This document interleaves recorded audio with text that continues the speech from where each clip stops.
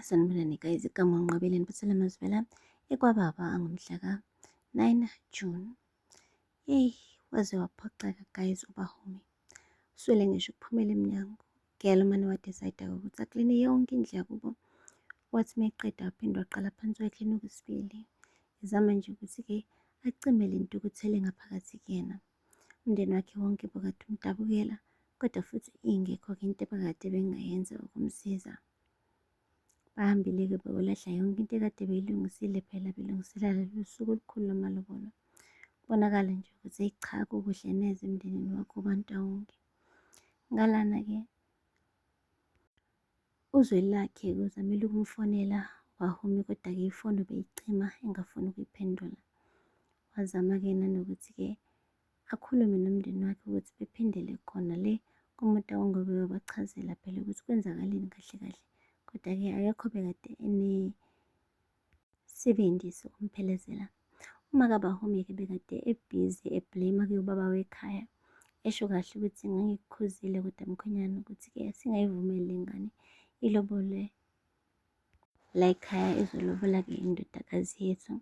Kangishilo nje ngathi nje ayikho lento, akekho umuntu ongathi uthanda umuntu iveke lodwa bese-ke emva kwey'nsuku ey'nhlanu wethu ufuna ukuthi-ke amshade. Wenzenjani wena baba? Ungangilalela. Wathi asibavumele la bantu bamaZulu ukuthi befike la ekhaya bezolobola.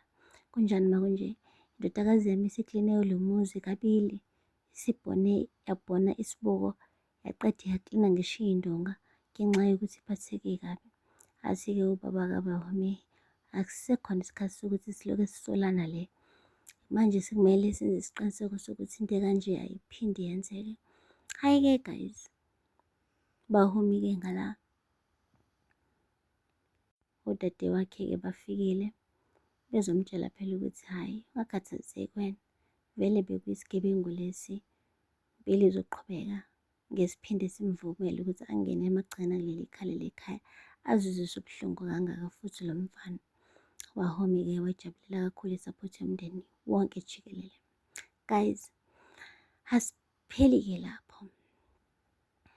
Zwelakhe-ke ukhethe ukuthi ahambe-ke udrayive imoto yakhe efike qathatha kubo-ke kaBahumi, ngoba phela zama ukumdonsa ecingweni, akafuni ukubamba ucingo. Imoto kaZwelakhe-ke ime lapha ngaphandle kwesango, yaze yacishe yamila iy'mpande yahlala yazinza.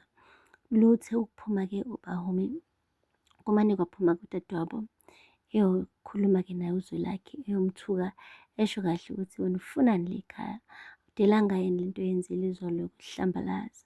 Dadewethu akakufanele nhlobo wena, futhi ngifuna wazi ukuthi ngekaphume akafuna nokukubona. Wathi uZwelakhe kulungile-ke nami ngiyindawo ngihlalele ekhaya ngizinze. Wathi akudelela-ke wena mfana, kulungile-ke uma kuthi awufuna ukuhamba ubaba wami uzophuma, uzowukhomba umuzi onotshwala. Hhayi nangampela-ke guys, wayiqhubekela nje nokuyihlalela ngaphandle uZwelakhe.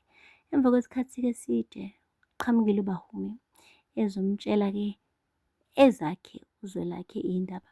Usho kahle ukuthi yeyi wena ufunani lana, ufuna kahle kahle ukukhombisa ukuthi unendelelo engakanani, ufuna ukudelela umndeni wami kabili ey'nsukwini ey'mbili landelana.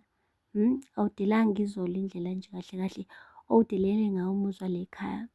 Wamane nje uZwelakhe waphuma kahle emotweni, wathi oh umuntu wonke ngithi angize la ngizoxolisa. Wathi ukuxoliselani? Yini oyixoliselayo? Nami ngiyingane yomuntu, ngazalwa. Yini le yenza ukuthi kahle kahle ungiphathe kabuhlungu kangaka? Hhe Zwelakhe, yini ndaba? Awanele yini ukungizwisa ubuhlungu? Waxolisa uZwelakhe, kodwa kufana nanokuthi nje uthela amanzi emhlane wedabada.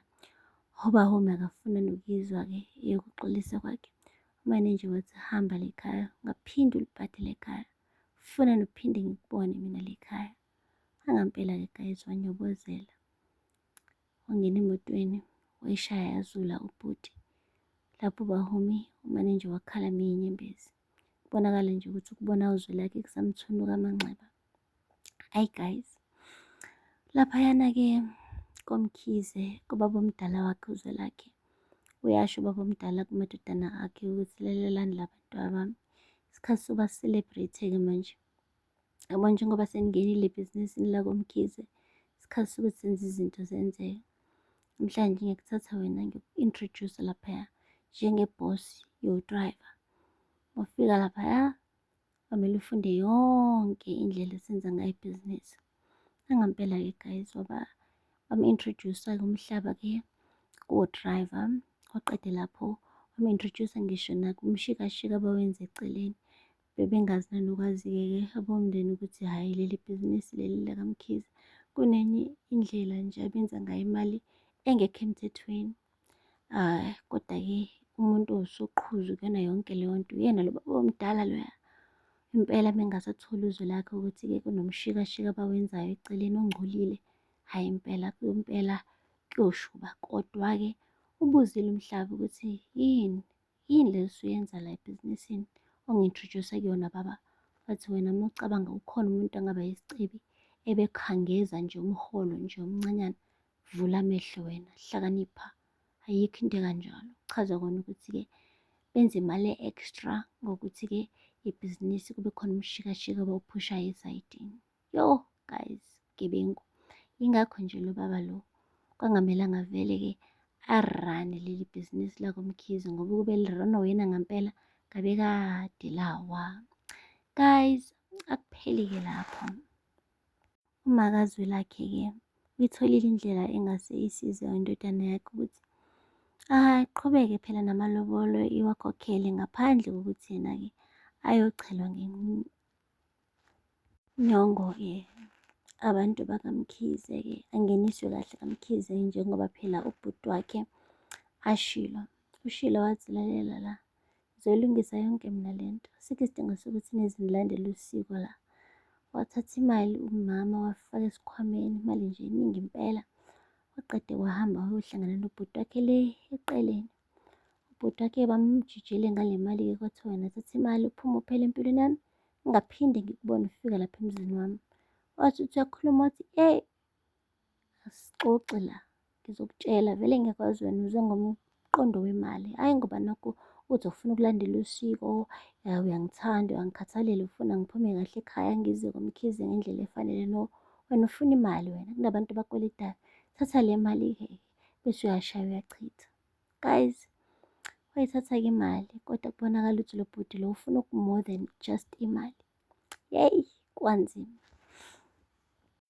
Yo guys, nangoke-ke noBahumi usemane nje wakhetha ugela ukuthi afike le emagcekeni-ke akoMkhize emzini-ke wakubo kaZwelakhe ezoletha-ke lo mqhele, lesi sigqoko lesi esiyinkehli-ke esi-traditional ayesinikezwe uma kaZwelakhe ethi akawugqoke-ke lo mqhele ngosuku-ke lobolo lakhe. Hhayi-ke guys, umane nje uBahumi-ke wawuthatha-ke lo mqhele wawubeka phezu kwetafula. Wakhuza-ke uma kaZwelakhe wathi mntanami, yazi lesi sigqoko bengikunikeze sona ukuthi usigqoke ngosuku lwamalobolo akho, kanti uma usukulahla ithemba phela aseza amalobolo ukuthi nje umntanami ube ney'nkinga. Hhayi ugele ongafuni ukuzwa lutho guys. Wamane nje wasithatha isigqoko wasibeka phezu kwetafula wathi mama, thank you so much for everything. Kubonakala nje ukuthi usuya-give up-a ngampela.